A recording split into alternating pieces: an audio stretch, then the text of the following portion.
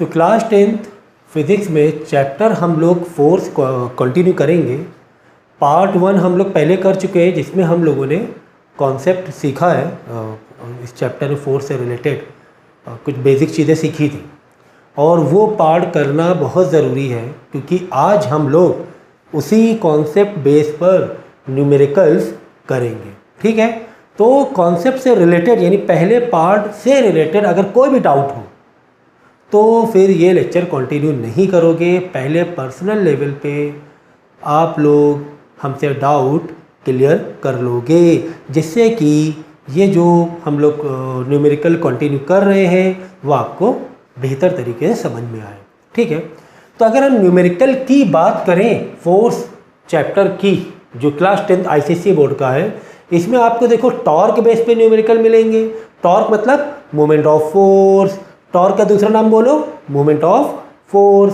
ठीक है, तो टॉर्क का फॉर्मूला मैंने उस दिन भी एक्सप्लेन कर दिया था और बहुत अच्छी तरीके से एक्सप्लेन किया था। मैंने एग्जांपल बताया था जैसे अगर आप डोर ओपन कर रहे हो तो डोर ओपन करने के लिए आपको क्या चाहिए, टॉर्क चाहिए। या आप नट बोल्ट ओपन कर रहे हो, खोल रहे हो स्पैनर से, तो उसके लिए आपको क्या चाहिए, एक मोमेंट ऑफ फोर्स चाहिए, एक रोटेशनल मोशन चाहिए, मोमेंट ऑफ फोर्स चाहिए। ठीक है, और इसका फॉर्मूला था फोर्स इनटू परपेंडिकुलर डिस्टेंस। ठीक है, ये फॉर्मूला मैंने बताया था टॉर्क का कि जितना ज़्यादा परपेंडिकुलर डिस्टेंस होगा उतना ही अच्छा हमें टॉर्क मिलेगा। क्यों? क्योंकि टॉर्क और परपेंडिकुलर डिस्टेंस से कौन सा रिलेशन है सर? डायरेक्ट रिलेशन है। ठीक है, या फिर हम जितना अच्छा फोर्स लगाएं तो भी हमें टॉर्क मिलेगा क्योंकि फोर्स का भी टॉर्क से कैसा रिलेशन है? डायरेक्ट रिलेशन है ना। डायरेक्ट रिलेशन का मतलब समझते हो ना, जो चीज़ें न्यूमरेटर में होती हैं एक इक्वल टू में वो डायरेक्ट रिलेशन में होती है। एग्जांपल के तौर पे speed is equal to distance upon time. देखो डिस्टेंस क्या है न्यूमरेटर में, तो स्पीड और डिस्टेंस का क्या रिलेशन है? डायरेक्ट रिलेशन है। मतलब कि डिस्टेंस को बढ़ाओगे तो स्पीड भी तुम्हारी बढ़ेगी, ऐसा हम कह सकते हैं। अगर टाइम हमने फिक्स रखा, अगर हमने टाइम फिक्स रखा तो डिस्टेंस बढ़ाओ। तो एग्जाम्पल के तौर पर हमें लखनऊ जाना है और लखनऊ मुझे 1 आवर में ही पहुंचना है, लखनऊ में 1 आवर में ही पहुंचना है। ठीक है, तो ठीक है, डिस्टेंस हमारा जो भी है लखनऊ का 80 किलोमीटर। ठीक है, आपने 1 आवर में पहुंच गया है आपने पर्टिकुलर स्पीड लगा के। अगर आपको टाइम कितना 1 आवर ही है, अब डिस्टेंस बढ़ाओ तो आपको दिल्ली जाना है। आपने टाइम क्या रखा सर? 1 आवर ही टाइम है और आपके पास डिस्टेंस क्या हो जाएगा? दिल्ली जाना है, 250 किलोमीटर जाना है। पहले 80 किलोमीटर जाना था, 250 किलोमीटर जाना है। यानी डिस्टेंस तुमने बढ़ाया तो तुम्हें स्पीड बढ़ानी नहीं पड़ेगी क्या? कॉमन सेंस सोचो आप। टाइम हमारा क्या है? कांस्टेंट है। ठीक है, हमने क्या बताया, तुम्हारे पास 1 आवर ही है। 1 आवर में 80 किलोमीटर, तो पर्टिकुलर तुम्हें स्पीड से चलना पड़ेगा। लेकिन 1 आवर में ही अगर तुम्हें 250 किलोमीटर जाना पड़े, तुमने डिस्टेंस बढ़ा दिया, तुम्हें स्पीड भी बढ़ानी पड़ेगी। तो मैं सिर्फ फॉर्मूले का मतलब बता रहा हूँ कि डायरेक्ट रिलेशन और इन्वर्स रिलेशन का एक्चुअली मतलब क्या होता है। मैं ये बताना चाह रहा था कि डायरेक्ट रिलेशन और इन्वर्स रिलेशन का मतलब क्या होता है। ठीक है, एग्जाम्पल के तौर पे अगर आपने क्लास 8th में प्रेशर का फॉर्मूला पढ़ा होगा, ठीक है ना, pressure is equal to force upon area. ये पढ़ा है कि नहीं पढ़ा है? Pressure is equal to force upon area. ठीक है ना, इसका मतलब प्रेशर और फोर्स का कौन सा रिलेशन है? डायरेक्ट रिलेशन है। डायरेक्ट रिलेशन का मतलब ये हुआ कि अगर तुम किसी बॉडी पर फोर्स बढ़ाओगे तो उस बॉडी में प्रेशर भी बढ़ेगा। अगर एरिया हम कांस्टेंट रख दे तो इसका मतलब ये होता है कि अगर हम फोर्स बढ़ाएंगे तो प्रेशर भी बढ़ेगा, क्योंकि प्रेशर एंड फोर्स में कौन सा रिलेशन है? डायरेक्ट रिलेशन है। ठीक इसी तरह प्रेशर और एरिया में कौन सा रिलेशन है? प्रेशर और एरिया में कौन सा रिलेशन है? इनवर्स रिलेशन है। कौन सा रिलेशन है? इनवर्स रिलेशन है। इनवर्स रिलेशन का मतलब ये है कि अगर हमने एरिया बढ़ाया तो प्रेशर क्या हो जाएगा? कम हो जाएगा। एरिया बढ़ाएंगे तो प्रेशर क्या हो जाएगा? कम हो जाएगा। इसीलिए अगर आप देखते हो ना रेलवे की ट्रैक के नीचे देखो एक बेस बनाए रहते हैं। जैसे ट्रैक है रेलवे की, ठीक है, इस तरह ट्रैक है और ट्रैक के नीचे देखो एक लकड़ी या सीमेंट के एक बेस बने रहते हैं। वो क्यों बेस बनाए रहते हैं? वो बेस क्यों बनाए रहते हैं, सब क्लास 8 में पढ़ा है आप लोगों ने। वो बेस क्यों बनाए रहते हैं, इससे कि एरिया बढ़ जाए, एरिया बढ़ जाएगा, एरिया बढ़ जाएगा तो ट्रैक के ऊपर जो ट्रेन का जो वज़न है, वो जो फोर्स है ट्रेन का जो वज़न है, जब एरिया बढ़ जाएगा तो प्रेशर क्या हो जाएगा, इस ट्रैक के ऊपर कम हो जाएगा, रेल की पटरी के ऊपर कम हो जाएगा, और जो ट्रैक है या पटरी है वो कोलैप्स जल्दी नहीं होंगी। इसी तरह अगर कोई ब्रिज होता है, ब्रिज के नीचे देखो जो पिलर होते हैं ना, पिलर देखो थोड़ा सा ऐसे बने होते हैं, उसका एक बेस जो एरिया होता है थोड़ा सा बड़ा रहता है। क्यों बड़ा होता है नीचे का एरिया? बड़ा इसलिए होता है जिससे कि एरिया हम बढ़ा दें तो प्रेशर को क्या कर सकते हैं, कम कर सकते हैं। प्रेशर क्या कर सकते हैं, कम कर सकते हैं। आई बात समझ में आई बात? तो कुल मिला के मैं यहाँ पर प्रेशर को ज़्यादा समझाने की कोशिश नहीं कर रहा हूँ, मैं एक जनरल फॉर्मूला बता रहा हूँ कि डायरेक्ट रिलेशन और इन्वर्स रिलेशन का मतलब क्या होता है। कोई भी चीज़ अगर डिनोमिनेटर में है मतलब वो इन्वर्स रिलेशन है, उसको बढ़ाएंगे तो उसकी दूसरी क्वांटिटी इक्वल टू का अदर साइड वाली क्वांटिटी घटेगी। मैं ये समझाने की कोशिश कर रहा हूँ आपको, ठीक है? समझ में आया? तो इसी तरह मैं टॉर्क का बता रहा था कि टॉर्क का रिलेशन फोर्स से भी डायरेक्ट है और परपेंडिकुलर डिस्टेंस से भी डायरेक्ट है। मतलब क्या करें, एक डोर है, ठीक है, ये देखो सारी चीज़ें बता चुका हूँ मैं। डोर यहाँ से पाइवट है या फिक्स है, ठीक है ना, फिक्स है। तो आप क्या करते हो, हैंडल कहाँ पे लगाते हो, थोड़ा दूर जाके लगाते हो, जिससे कि परपेंडिकुलर डिस्टेंस तुम्हारा ज़्यादा हो जाए। परपेंडिकुलर डिस्टेंस ज़्यादा हो जाएगा तो हमें मूवमेंट ऑफ फोर्स यानी टॉर्क भी ज़्यादा मिल जाएगा। ये हम तुम्हें और आप लोगों को समझाने की कोशिश कर रहे हैं, ठीक है? या फिर फोर्स बढ़ा दो, ताकत से खोलो तो भी टॉर्क ज़्यादा मिल जाएगा, लेकिन बार बार जोर से ताकत लगाने से अच्छा ही है हम क्या करें, हमारे पास एक और कंपोनेंट है ना, हम परपेंडिकुलर डिस्टेंस क्या कर देंगे, बढ़ा देंगे, है ना। इसीलिए डोर के हैंडल में, या अगर तुम लोगों ने चक्की तो आजकल देख रहे हो, शायद ही तुमने देखा होगा, चक्की का जो हैंडल होता है, जैसे चक्की आटे पीसने वाली पहले चलती थी, उसका जो हैंडल होता था ना वो एकदम लास्ट में होता है, देखो बिल्कुल दूर होता है ना। या फिर सिलाई वाली हाथ की मशीन, हाथ की सिलाई वाली मशीन, अगर ये चक्का है तो चक्के के ये सेंटर है, यहाँ से पाइवटेड है, यहाँ से रोटेट कर रहा है वो, ये रोटेशनल पॉइंट है।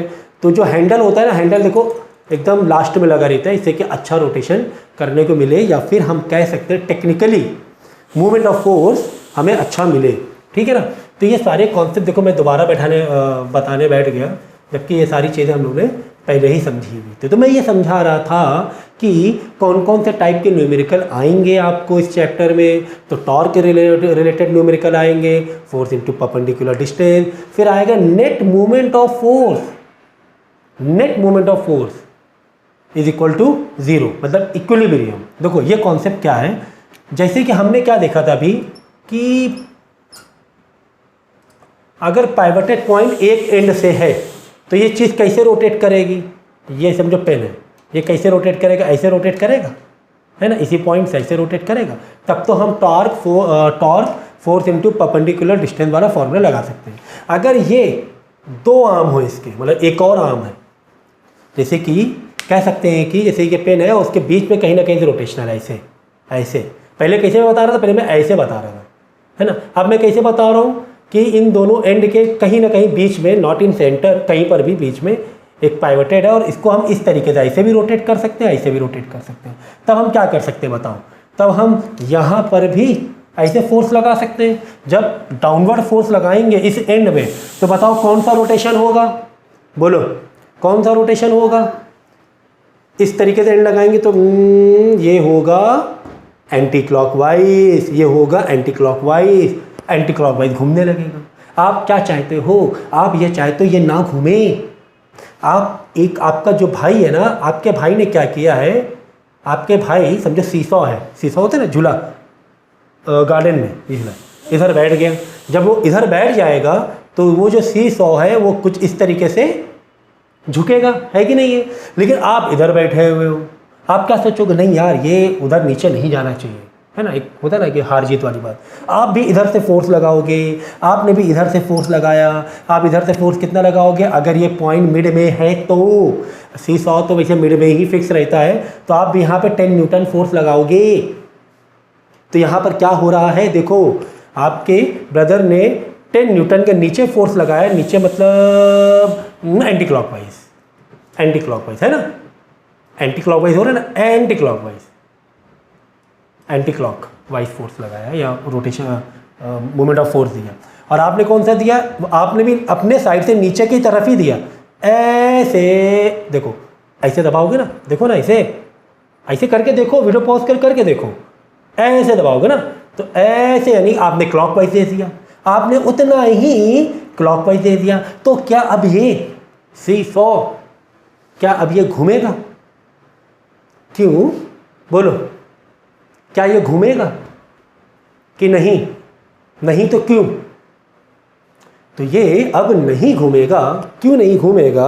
क्योंकि ये जो पॉइंट था, ये समझो कि 2 मीटर अवे था, और इधर से भी जहाँ पर आप बैठे थे ये भी आप 2 मीटर थे, यानी कि perpendicular distance from the fixed pivoted point वो 2-2 मीटर थी। उसने भी 10 न्यूटन का फोर्स लगाया, आपने भी 10 न्यूटन का फोर्स लगाया। उसने लगाया एंटी क्लॉकवाइज, पलट के आपने लगा दिया क्लॉकवाइज। तो anti clockwise moment of force और क्लॉकवाइज मोमेंट ऑफ फोर्स जब बराबर हो जाए, एंटी क्लॉकवाइज और क्लॉकवाइज जब बराबर हो जाए, तब हम क्या कहेंगे, ये रोटेट नहीं करेगा, ये इक्विलिब्रियम में रहेगा। ये सीसॉ किस में आ जाएगा? इक्विलिब्रियम में आ जाएगा। ये चीज़ समझो, ठीक है। तो इसके लिए फॉर्मूला हमारा क्या बनता है, anti clockwise movement of force is equal to clockwise movement of force. क्यों सर इक्वल क्यों किया? क्योंकि हम कह रहे हैं ना कि इक्विलिब्रियम की कंडीशन है। हमने इसे इक्वल क्यों किया? क्योंकि हम क्या कह रहे हैं, ये जो सीसॉ है ये इक्विलिब्रियम में है। जितना आपका भाई फोर्स लगा रहा है उतना आप भी लगा रहे हो। तो हम यहाँ कह सकते हैं कि anti clockwise is equal to clockwise, ठीक है। या दूसरी लैंग्वेज में हम कहेंगे इक्विलिब्रियम, या तीसरी लैंग्वेज में हम कहेंगे net moment of force is equal to 0। ये तीनों चीज़ें भी बराबर है। ये तीनों जो लैंग्वेज है ये बराबर है, एक ही बात है। आप ये भी कह सकते हो कि ये जो सिस्टम है इक्विलिब्रियम में है। आप ये भी कह सकते हो कि नेट मोमेंट ऑफ फोर्स 0 है। आप ये भी कह सकते हो कि anti clockwise is equal to clockwise है। और मैथमेटिकली आप ये भी कह सकते हो कि one side F into D is equal to other side F into D. हाँ, ये बात सच है। कैसे? देखो, एंटी क्लॉकवाइज ये था, कितना फोर्स 10 न्यूटन है, चलो 10 इंटू डिस्टेंस कितना है 2 मीटर है, ओके। तो यहाँ पे देखो फोर्स कितना है, यहाँ पर भी 10 न्यूटन ही है सर, ओके।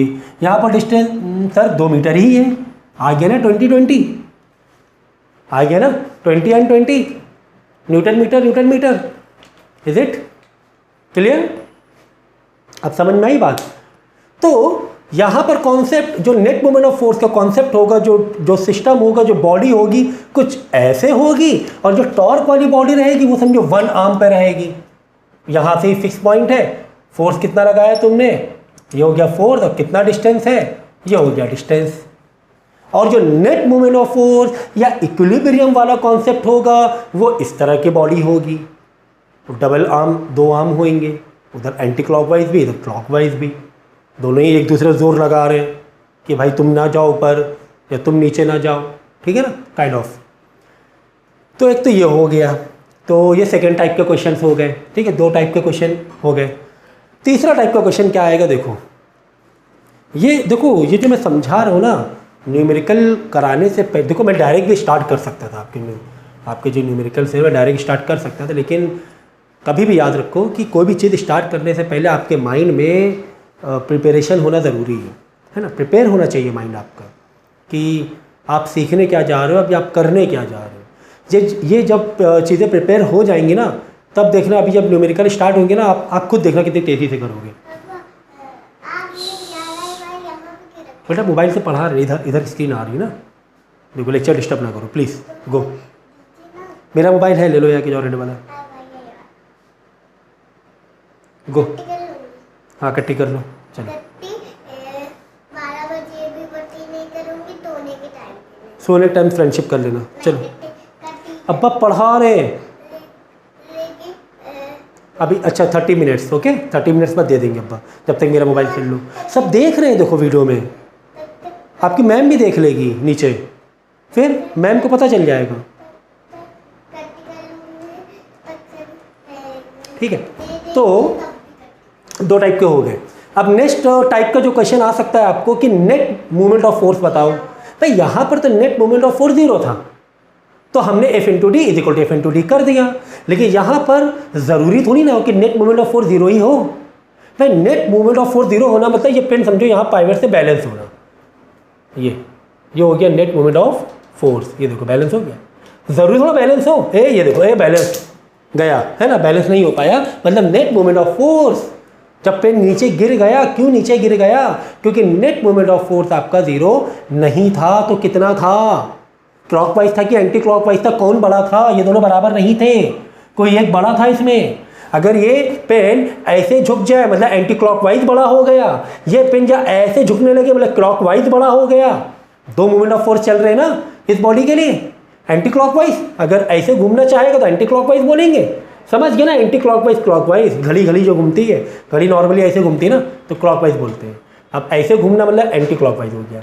तो यहाँ पर कौन सा फोर्स ज़्यादा हो रहा है, यहाँ पर आपने लगा दिया 20 न्यूटन, समझो हाँ, यहाँ लगा दिया 20 न्यूटन, यहाँ 10 न्यूटन। अब बताओ, अच्छा अब यही समझ जाओ, चलो यहाँ आपने लगा दिया 20 न्यूटन, यहाँ 10 न्यूटन, तो कौन सा फोर्स ज़्यादा हुआ, कौन सा मोमेंट ज़्यादा हुआ, कौन सा मोमेंट ऑफ फोर्स ज़्यादा हुआ, एंटी क्लॉकवाइज। ये बॉडी ऐसे घूमना चाहेगी, माने कि 10 न्यूटन यहाँ पे लगा रहे थे लेकिन नहीं, ये 20 न्यूटन था यहाँ पर, तो बॉडी कुछ इस तरह घूमने चाहेगी। अच्छा एक चीज़ और, 20 न्यूटन और डिस्टेंस पर भी है फ़र्क, क्योंकि फॉर्मूले में दोनों है, डिस्टेंस भी फैक्टर है, ठीक है। फिलहाल मैंने डिस्टेंस बराबर लिया हुआ है, ठीक है, आप लोग कन्फ्यूज मत हो, समझ गए, एंटी क्लॉकवाइज। चलो अच्छा ठीक है, अगर यही उल्टा हो तो यहाँ पर समझो मैं, चलो 20 न्यूटन है, इसने क्या किया 30 न्यूटन लगा दिया, 30। अब की बार क्या होने लगेगा, अब की बॉडी क्लॉकवाइज घूमने लगेगी।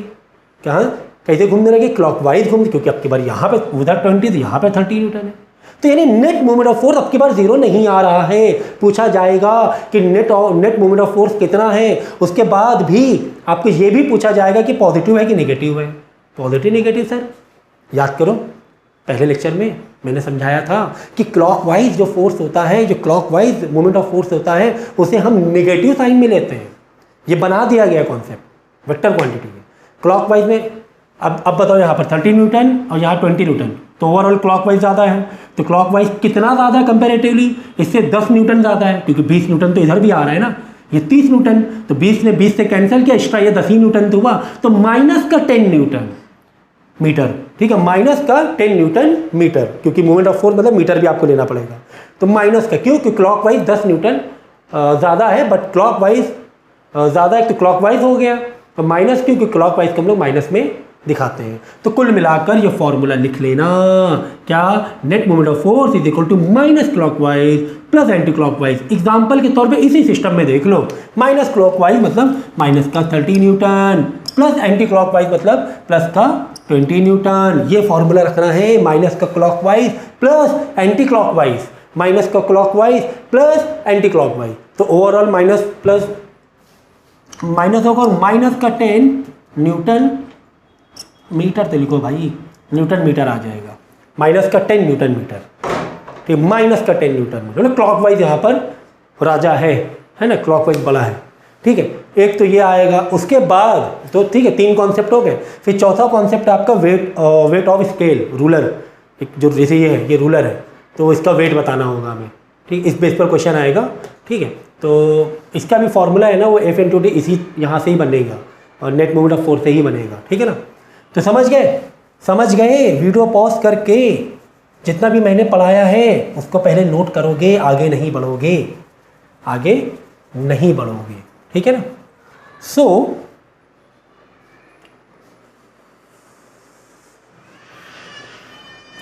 अब हम लोग स्टार्ट करेंगे, ठीक है, अब हम लोग न्यूमेरिकल स्टार्ट करेंगे, ठीक है। तो वीडियो पॉज करके जितना भी मैंने पढ़ाया है उसको नोट कर लोगे, ठीक है। तो आ गया, देखो क्वेश्चंस आ गए।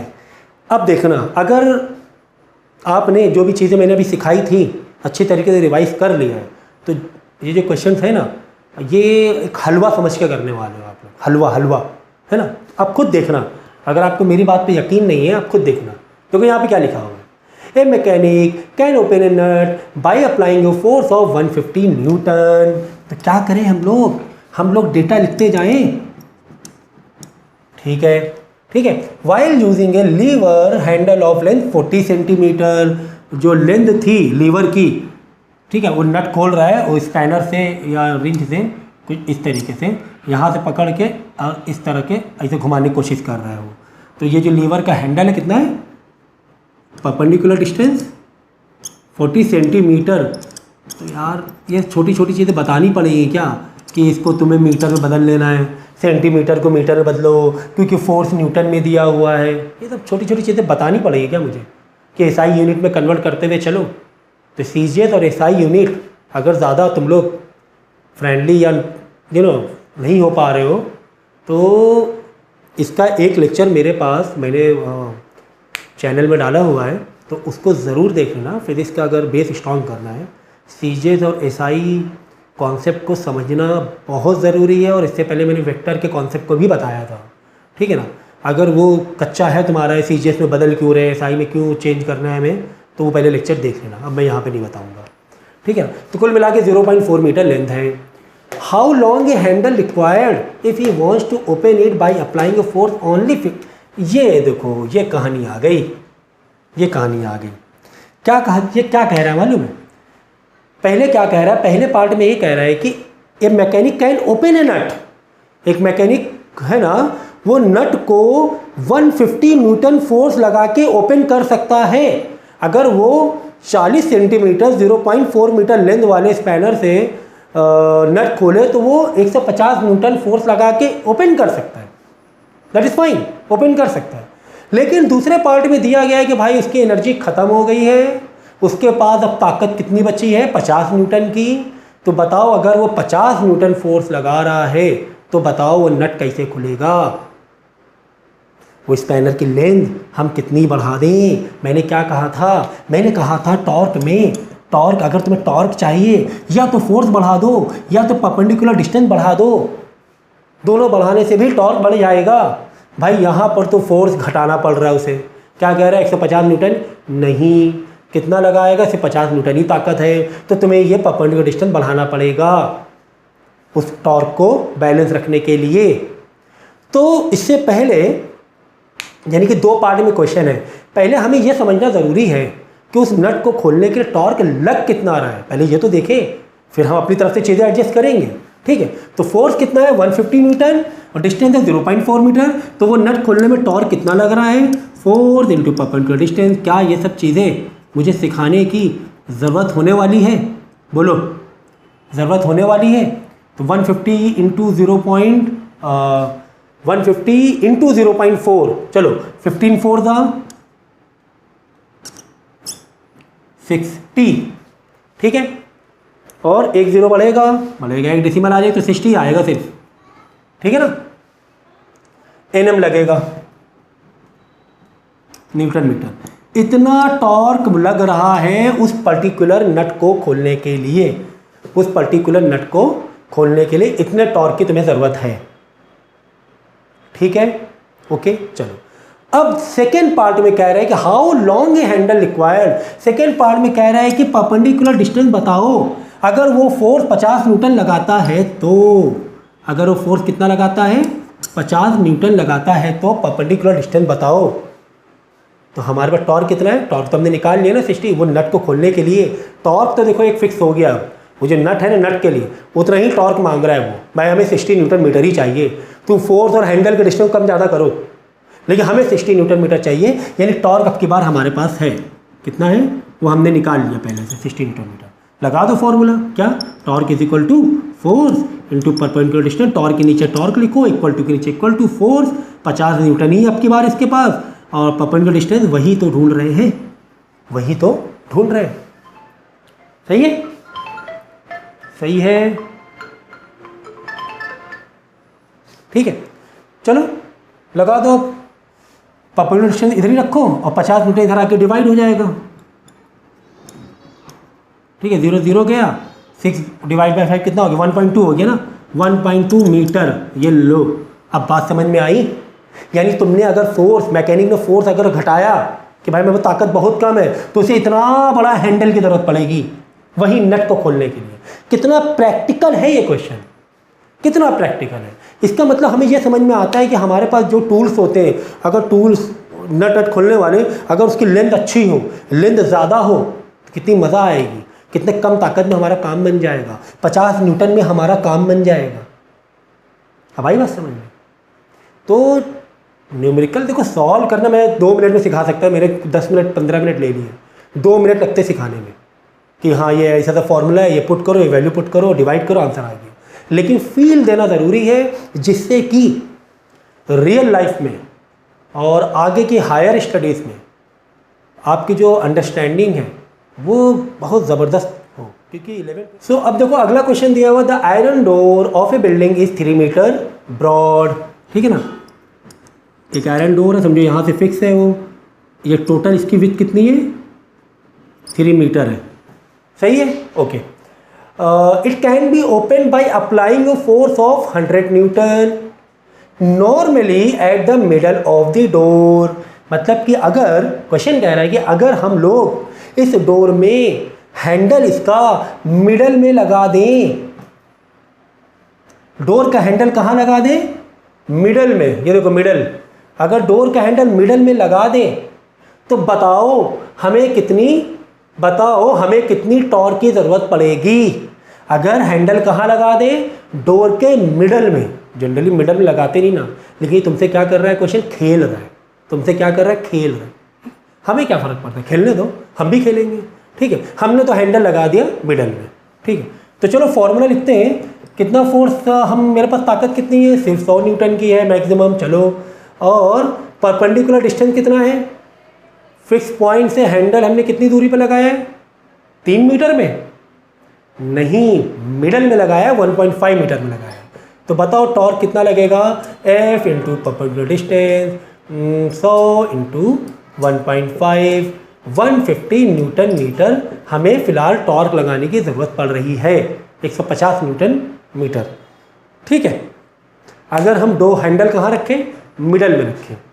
तो अब तुम जरा यहाँ पे कॉमन सेंस लगाओ कि यार 150 न्यूटन मीटर हमें ज़रूरत पड़ रही है मिडल में हैंडल लगाने की। अगर हम इस हैंडल को और आखिरी में ले जाएं, इस हैंडल को और लास्ट में ले जाएं, परपेंडिकुलर डिस्टेंस और बढ़ा दें, तो हमें टॉर्क की कम ज़रूरत पड़ेगी या फोर्स की कम ज़रूरत पड़ेगी। हम कम ताकत में ही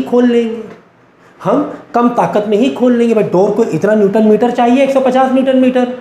ठीक है, तो यार हमें ताकत 100 न्यूटन लगाना पड़ रहा है, बच्चे नहीं खोल पा रहे, घर के बच्चे डोर ओपन नहीं कर पा रहे। तो एक काम करते हैं, हैंडल थोड़ा सा आगे लगा देंगे, फिर देखते हैं कि शायद फोर्स हमें कम लगाना पड़े। ठीक है ना, तो बस इसका सेकंड पार्ट बिल्कुल वैसे ही है, समझो। सेकंड पार्ट में फोर्स हमें नहीं पता, देखो द लीस्ट फोर्स कह रहे, लीस्ट फोर्स बताओ, फोर्स अब की बार नहीं पता, अब के बारे में फोर्स नहीं पता है। ठीक है, और परपेंडिकुलर डिस्टेंस कितना है, हैंडल कहाँ लगा दे, कितने डिस्टेंस में लगा दे, 3 मीटर, पूरा 3 मीटर तुम खा जाओ।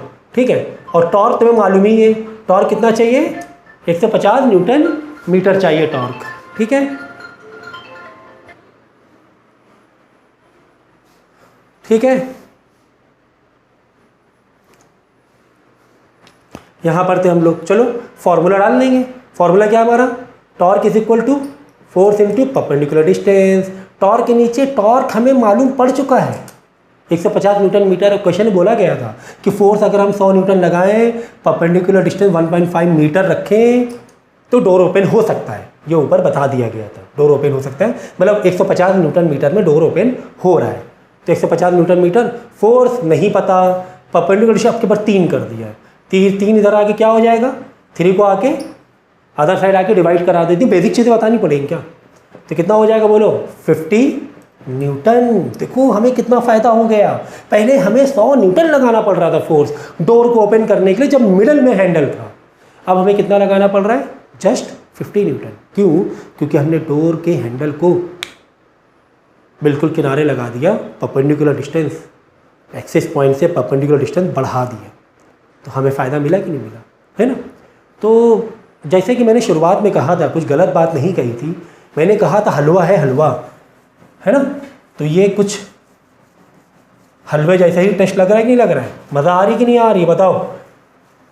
सीखने के तरीके होते हैं, अगर उस तरीके से सीखोगे ना तो ही मज़ा आएगी, और तो ही चीज़ें आसान लगेंगी, और तो ही अंडरस्टैंडिंग भी आपकी बेटर होगी, है ना। सीखने के तरीके होते हैं।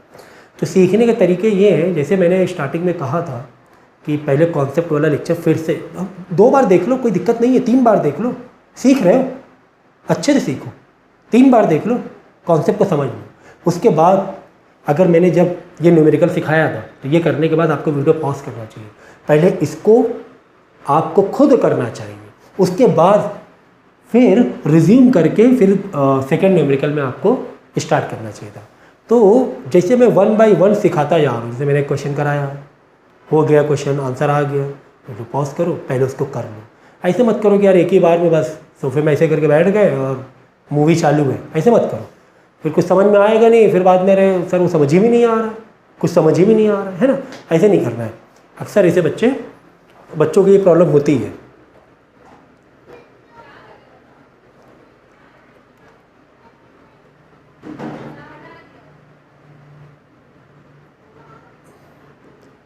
एक्चुअली इसका सेकंड एक और पार्ट मैंने बनाया था, लेकिन उसमें साउंड है ना,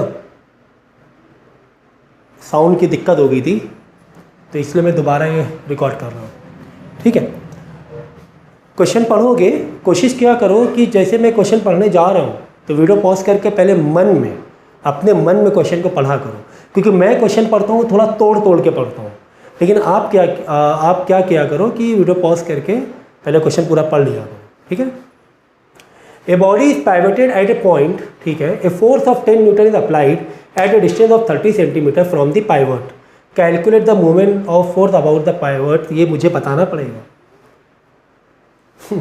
टॉर्क पूछा है, force into perpendicular distance, force भी दिया है और डिस्टेंस सेंटीमीटर में दिया है, डिवाइड बाई 100 करके मीटर में कन्वर्ट करना है, आंसर आ जाएगा। Next, the movement of force of 5 newton about a point is about a point P is 2 newton metre. अक्सर मैं लेक्चर में बोलता हूँ, खासकर फिजिक्स और मैथ की जो न्यूमेरिकल होते हैं उसमें जो इंग्लिश लिखी होती है ना, उसकी इंग्लिश है ना बहुत अच्छे से पढ़ा करो। समझो, मैं बहुत इंपॉर्टेंट चीज़ बता रहा हूँ आपको। उसमें जो इंग्लिश लिखी होती है, मैथ हुआ, फिजिक्स हुआ, क्योंकि जो क्वेश्चन होते हैं ना उनको बहुत कॉम्पैक्ट करके, जो भी स्कॉलर्स बुक डेवलप करते हैं तो क्वेश्चंस को बहुत कॉम्पैक्ट करके बनाना पड़ता है, पूरी डिटेल में इंग्लिश नहीं लिखेगा। ठीक है, तो जो भी इंग्लिश तुम्हें लिखी हुई है उसका कॉमा, उसका फुल स्टॉप, उसका जो भी इसकी ग्रामर है उसको बहुत अच्छे से समझा करो। जब इंग्लिश समझोगे मतलब मैथ या फिजिक्स की लैंग्वेज को समझोगे आप। अब जो लैंग्वेज को समझ लोगे ना तो आधी दिक्कत तुम्हारी ऐसे ही दूर हो जाएगी। ठीक है, तो अभी तो खैर ये तो बहुत ईजी है, कोई दिक्कत नहीं। अक्सर मैथ में भी क्वेश्चन जो हम लोग घुमा के दिया है, क्वेश्चन घुमा के दिया ठीक है, लेकिन साथ में उसकी जो लैंग्वेज होती है इंग्लिश, जो बताने का तरीका होता है वो इतना कॉम्पैक्ट होता है कि बच्चे है ना ठीक से पढ़ते नहीं हैं। तो एक एक वर्ड को बहुत अच्छे से पढ़ा करो। देखो क्या लिखा हुआ, the movement of force of 5 Newton. अब बच्चे यहाँ पे गलती कर देते हैं, बच्चे करते हैं बोले जल्दबाजी में मूवमेंट ऑफ फोर्स 5 न्यूटन दिया हुआ है, गलत। 5 न्यूटन मूवमेंट ऑफ फोर्स नहीं दिया है। मूवमेंट ऑफ फोर्स के लिए न्यूटन के साथ में मीटर होना ज़रूरी है, तब वो मूवमेंट ऑफ फोर्स की पूरी यूनिट बनेगी। You getting my point? ठीक है ना। तो फिर मैंने कहा ना इंग्लिश पढ़ो, the movement of force, the movement of a force of 5 newton about a point is 2 newton metre. ये इंग्लिश है इसकी। The movement of force is 2 newton metre, the movement of force is 2 newton metre. अब आई बात समझ में? यानी torque तुम्हें 2 न्यूटन मीटर दिया हुआ है, यूनिट से भी तुम्हें पहचान में आना चाहिए। तो बच्चे यहाँ पे गलती करते हैं जल्दबाजी में, the movement of force 5 Newton 5 लिख दिया, गलत। ठीक है ना। ये जो है ना 5 न्यूटन, क्योंकि ये न्यूटन है मतलब फोर्स है, मतलब फोर्स है। ठीक है, okay. Calculate the distance of A point. Distance हमें चाहिए, परपेंडिकुलर डिस्टेंस चाहिए। भाई ये मुझे मतलब क्या हो रहा है, ऐसा लग रहा है कि हलवा तो है और हलवा भी तुम्हें ना कोई ऐसे खिला रहा है, मतलब तुम्हें भी नहीं खाना पड़ रहा है वो, मतलब तुमको खाने की भी ज़रूरत नहीं पड़ रही है, तुम्हें मुंह में कोई डाले दे रहा है हलवा। ठीक है ना। तो परपेंडिकुलर डिस्टेंस चाहिए। तो बच्चों ने जो क्वेश्चन लिखा है ना, मुझे लगता है कि रिवर्स में भेज दिया है ऑर्डर में, इजी वाले बाद में आ रहे। खैर, तो torque is equal to force into perpendicular distance, और टॉर्क के नीचे टॉर्क लिखो 2 newton metre, force 5 newton into perpendicular distance हमें नहीं पता, वो हमें ढूंढना है। न्यूटन से न्यूटन गया, ये सब चीज़ें बेसिक आनी चाहिए, ये नहीं आती हैं तो फिजिक्स का एक बेसिक लेक्चर, एक क्या 2 से 3 लेक्चर मेरे पास बने हैं, तो मुझे आप रिक्वेस्ट कर देना, मैं भेज दूंगा कि ये सब बेसिक चीज़ें हैं। तो न्यूटन से न्यूटन गया, ठीक है, 5 इधर आके डिवाइड में हो जाएगा, तो यहाँ पे क्या बचा, सिर्फ मीटर बचा, और परपेंडिकुलर डिस्टेंस मीटर में ही तो होना चाहिए, है ना, मीटर में ही तो होना चाहिए। तो ये आ गया 0.4 आ जाएगा, समझ गए। तो ठीक है, तो मुझे लगता है कि आज के लिए फ़िलहाल इतना ही रखते हैं, क्योंकि काफ़ी सारी चीज़ें हमने मतलब इसी से रिलेटेड फीलिंग देने की कोशिश की है। 4 क्वेश्चन ज़रूर कराए मैंने, लेकिन 4 क्वेश्चन के साथ में आजू बाजू वाली चीज़ें भी बताई हैं आपको, ठीक है ना, अगल बगल वाली चीज़ें बताई हैं, फील कराने की कोशिश की है। तो आगे के जो भी 2-4 हैं वो आप ऐसे ही कर लोगे, तो इतना चीज़ हमने समझा दी है, ठीक है। इसके अलावा अगला जो भी लेक्चर होगा उसमें हम ज़्यादातर से न्यूमेरिकल ख़त्म कर देंगे, ठीक है। सो हाँ, मुझे ये बताना था कि डाउट अगर कहीं पर भी लगे बीच में, जैसे लेक्चर आप देख रहे हो कहीं पर बीच में डाउट लग गया, तो लेक्चर को आगे कंटिन्यू ना किया करो, पहले पर्सनली मुझसे पूछ लिया करो, है ना, वीडियो पॉज करके मुझे कॉल करो, जो भी पर्सनल ट्यूशन मुझसे ले रहे हैं, क्योंकि ये होना बहुत ज़रूरी, बहुत ज़रूरी, 2 वे कम्युनिकेशन होना बहुत ज़रूरी है। उसके बिना तो अंडरस्टैंडिंग कभी भी अच्छी नहीं हो पाएगी, ये याद रखना। तो कहीं पर अब पता डाउट है, फिर भी आप कंटिन्यू देखे पड़े हो, आगे का जितना भी लेक्चर होता है बेकार चला जाता है। तो कभी भी स्टार्टिंग में ही भी अगर डाउट आ जाए या कहीं पर भी डाउट आ जाए, तो लेक्चर को वहीं पे रोकना है, आपको पहले उस डाउट को क्लियर करना है, ठीक है ना, और उसके बाद आपको आगे बढ़ना है, ठीक है। चलो।